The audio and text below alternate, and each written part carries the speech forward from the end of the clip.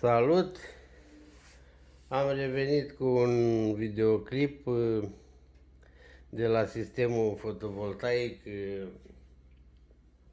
de 24 de volți care l-am postat înainte.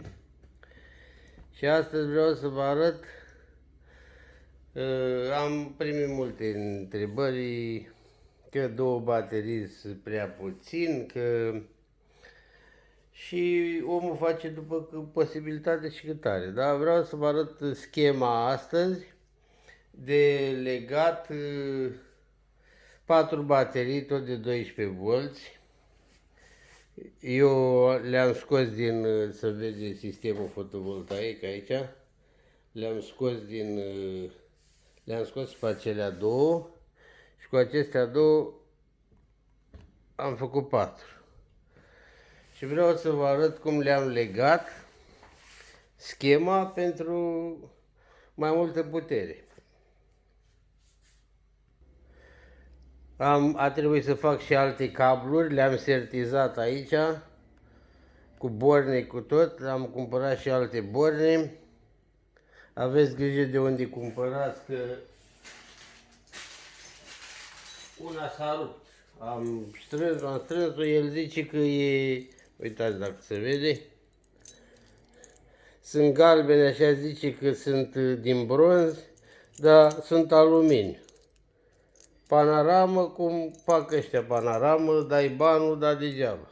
Nu cumpărați, dacă cumpărați ceva, eu am zis că sunt bune, le-am văzut pe site, dar de unde? Sunt și ușoare, șuruburile zile și sunt din aluminiu. Când am strâns, s-a rupt. În fine. Și a trebuit să le scot pe acestea de aici.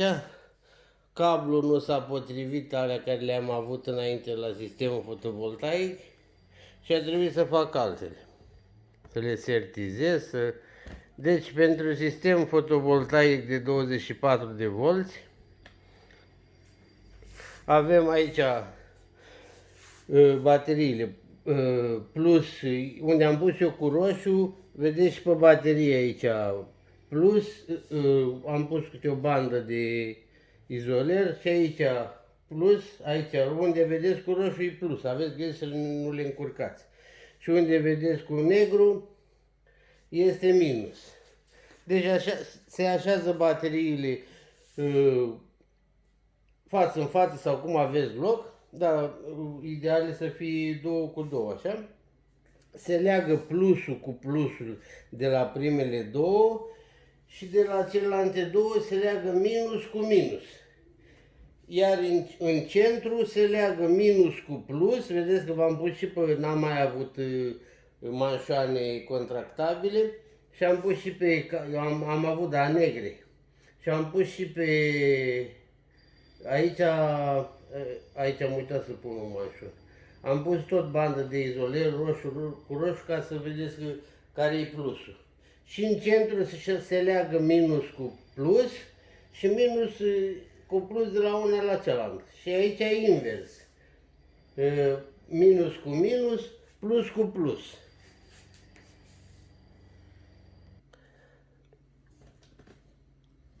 Acum nu știu dacă se vede aparatul, să măsurăm. Aveți grijă tot așa cum puneți aparatul, firul roșu să fie la plus și firul negru la minus. Să punem aparatul, nu știu dacă se vede, îl apropiu după aia, pun aici minusul cu minus și plusul la plus.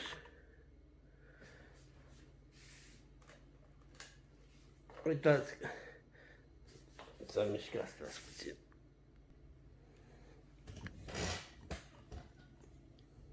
Am căutat să iau borne de-astea cu 2 șuruburi ca să pot să prind și bateria și ce mai ia e egalizatorul de baterii și astea, dar sunt foarte proaste. Eu am zis că sunt din bronz, alea care le-am avut înainte, da, dar astea am luat, una s-a rupt. Deci uitați câte, dacă se vede, are 25,4, 25,5, cam așa. Bineînțeles că când o să pun egalizatorul, ele o să se egalizeze între ele, pentru că nu sunt, acestea sunt, cum să zic eu, am luat una odată, în altă dată când am avut bani am mai luat una, le-am ținut acolo. Astea la două au fost pe sistemul care l-am avut și acum le-am pus, ele trebuie normal să se egalizeze. Dar cu 4 baterii se schimbă treaba. Înainte aveam și, o să vă arăt când o să-l fac, o să fac unul cu 4 baterii. Invertorul care îl aveam este de 1500 de W la 3000, pe când o să o fac din alt invertor de 3000 de W la 6000 și o să aibă putere mai mare.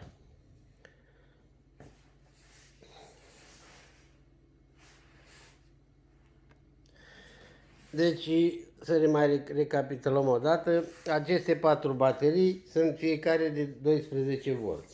Acestea două le-am avut pe sistemul fotovoltaic.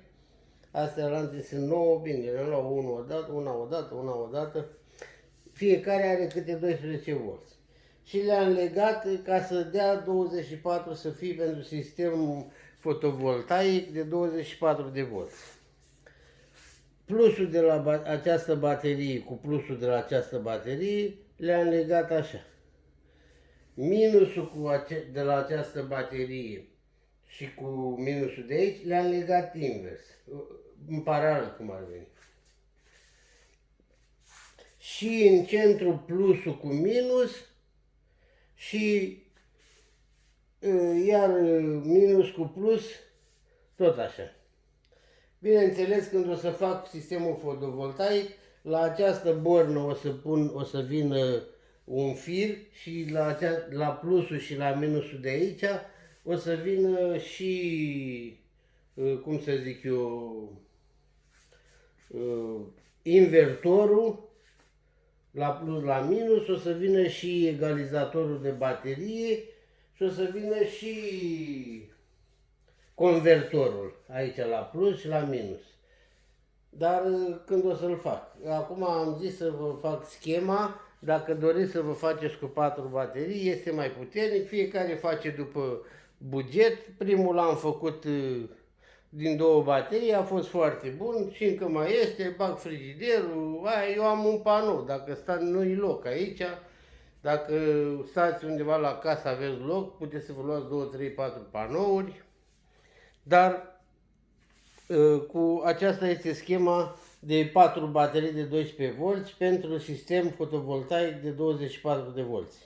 Aveți grijă când cumpărați, dacă vă faceți de 24 de V, invertorul să fie tot de 24 de V și convertorul sau regulatorul să meargă la 24 de V. Că sunt altele de 12, altele... Dar alea o să vă arăt în alt videoclip. Uitați cât se vede cât are, are 25,5, 25,4, așa joacă.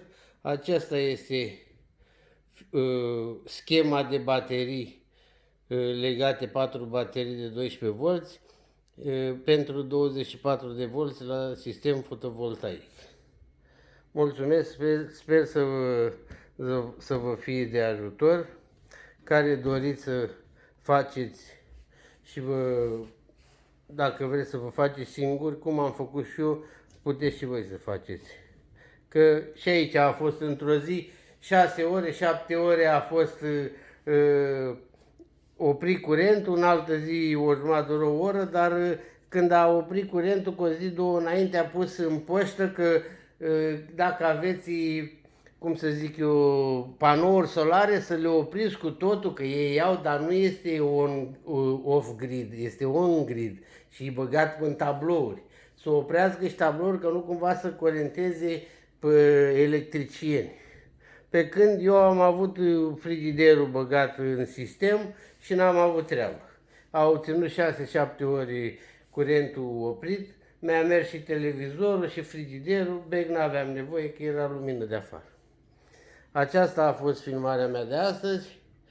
Dacă v-a plăcut și sunteți interesați, puteți să faceți. Am multe chestii interesante, puteți să, pe canalul meu de YouTube, puteți să vă abonați gratuit la canalul meu de YouTube și sper că este ceva util și pentru dumneavoastră. Mulțumesc și o să revin cu când o să-l fac și pe celălalt cu 4 baterii și cu invertor mai puternic, cu invertor regulator mai puternic, o să mai revin cu fiecare piesă în parte, care o să vedeți cum arată și cum este, cum trebuie făcut. Mulțumesc, o zi bună!